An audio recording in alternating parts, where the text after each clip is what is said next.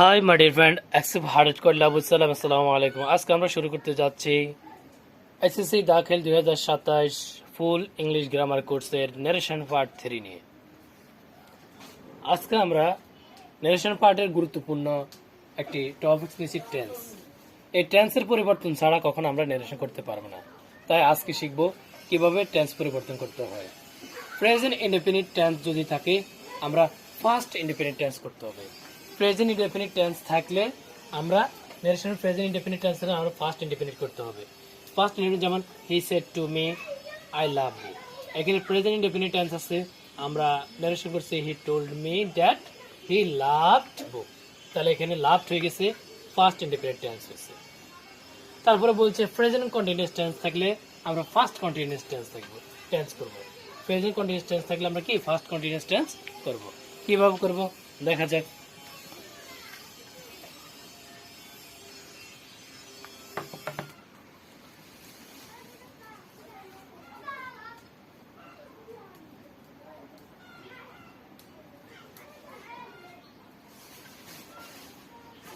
I am going to school, তাহলে যে present continuous tense আছে, আমি ফার্স্ট কন্টিনিউয়াস টেন্স করব।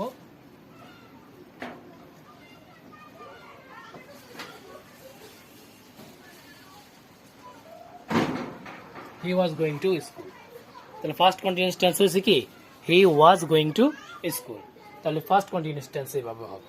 আমরা যদি প্রেজেন্ট কন্টিনিউয়াস টেন্স দেখি আমরা ফার্স্ট কন্টিনিউয়াস টেন্স করব। প্রেজেন্ট পারফেক্ট টেন্স হলে ফার্স্ট পারফেক্ট টেন্স হবে। কিভাবে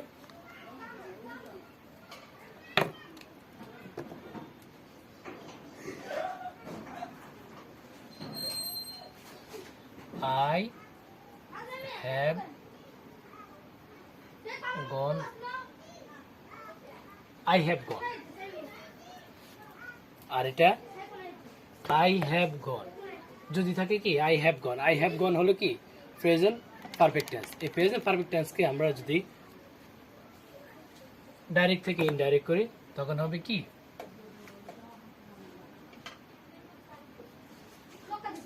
he had gone, he had gone, কি হবে he had gone, he said to me I have gone, he told me that he had gone, তাহলে present perfect tense থাকলে first perfect tense, আর যদি present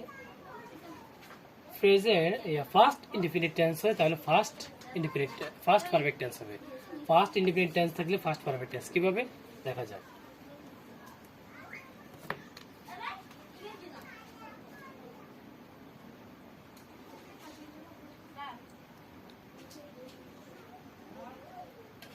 I went home, তাহলে he said to me I went home, এটা কি আছে win first indefinite tense, তাহলে first perfect tense পরিবর্তন হবে কিভাবে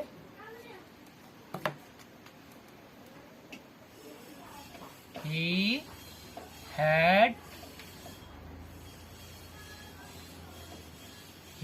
gone home,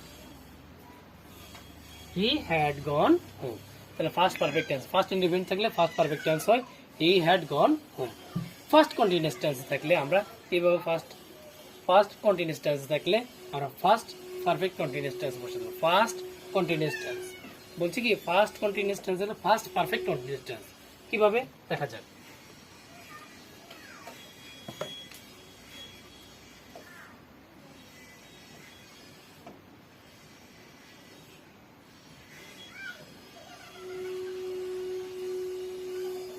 I was going to school, I was going to school আমরা জানি ফার্স্ট কন্টিনিউয়াস টেন্স, সুতরাং I was going to school। এই I was going to school আমরা যদি ফার্স্ট কন্টিনিউয়াস টেন্স থেকে নারেশন করি তখন আমাদের ফার্স্ট পারফেক্ট কন্টিনিউয়াস টেন্স করতে হবে। কি করতে হবে ফার্স্ট পারফেক্ট কন্টিনিউয়াস, তাহলে he had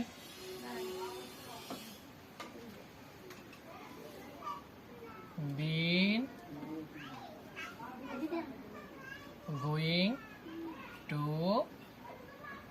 school, কি বলছি he told me that he had been going to school, তাহলে had been going to school কোন টেন্সে চলে গেছে? ফার্স্ট পারফেক্ট টেন্স চলে গেছে, ফার্স্ট পারফেক্ট কন্টিনিউয়াস টেন্স। ওকে, ফার্স্ট পারফেক্ট কন্টিনিউয়াস টেন্স। আর যদি ফার্স্ট পারফেক্ট থাকে, যদি ফার্স্ট পারফেক্ট থাকে তাহলে ফার্স্ট পারফেক্ট হবে। কি বলছে? ফার্স্ট পারফেক্ট থাকলে ফার্স্ট পারফেক্ট, তাহলে ফার্স্ট পারফেক্ট কোনো পরিবর্তন হবে না। ফার্স্ট পারফেক্ট থাকলে ফার্স্ট পারফেক্ট, যেমন ফার্স্ট পারফেক্ট যেমন I had gone, I had gone. এখানে কি আই হ্যাড গন, এই আই হ্যাড গনটা কি ফার্স্ট পারফেক্ট, তাহলে ফার্স্ট পারফেক্ট হলো ফার্স্ট পারফেক্ট। আমাদের কি বলছে? ফার্স্ট পারফেক্ট থাকলে কি হবে? First perfect. তার মানে হলো I he had gone. Okay, first perfect থাকলে ফার্স্ট পারফেক্ট টেন্স হয়। এবং পরবর্তী সেন্টেন্স হলো প্রেজেন্ট পারফেক্ট কন্টিনিউয়াস টেন্স। ও, আমরা এখানে বসাতে পারতাম, এটা নিয়ে আসতে এখানে আছে। প্রেজেন্ট পারফেক্ট কন্টিনিউয়াস থাকলে ফার্স্ট পারফেক্ট কন্টিনিউয়াস টেন্স হয়। প্রেজেন্ট পারফেক্ট কন্টিনিউয়াস টেন্স থাকলে ফার্স্ট পারফেক্ট কন্টিনিউয়াস টেন্স কিভাবে? যেমন I have been going. I have been going. I have present perfect continuous tense, past perfect continuous tense. তাহলে কি হবে? Past perfect continuous tense. He had been going. He had been going. তাহলে present perfect continuous tense থাকলে first perfect continuous tense হয়, যেমন হি told me that he had been going. চলো 8 নম্বর rules, last রুলসটার মধ্যে যে ফিউচার বা মডেল ভার্ব, ফিউচার এবং modal verb যদি থাকে, ফিউচার এবং মডেল ভার্ব থাকলে ফিউচার ইন দ্য ফার্স্ট হবে, ফিউচার ইন দ্য কি হবে? ফার্স্ট হবে। এই সূত্রটা আমি রেখে দিলাম আপনাদের জন্য, আপনারা সলভ করে আমার কমেন্ট বক্সে জানিয়ে দিবেন। আরেকটি এক্সট্রা কিছু নিয়ম হলো, যদি কোনো সেন্টেন্সের মধ্যে মাস্ট থাকলে সাধারণ অর্থে হ্যাড টু ব্যবহার করতে হবে। মাস্ট বি প্লাস অ্যাডজেক্টিভ থাকলে must have been plus adjective বসিয়ে আমরা নিরসন করতে হবে। আজকের জন্য ভিডিওটা লং হয়ে যাবে, এখানে আজকের জন্য এই পর্যন্ত। আগামী ক্লাসে আমরা বাকি যে ডিফারেন্স পার্থক্যগুলো রয়েছে ওগুলো নিয়ে আমরা নিরসন শেষ করব ইনশাআল্লাহ। See you again. আসসালামু আলাইকুম ওয়া রাহমাতুল্লাহ।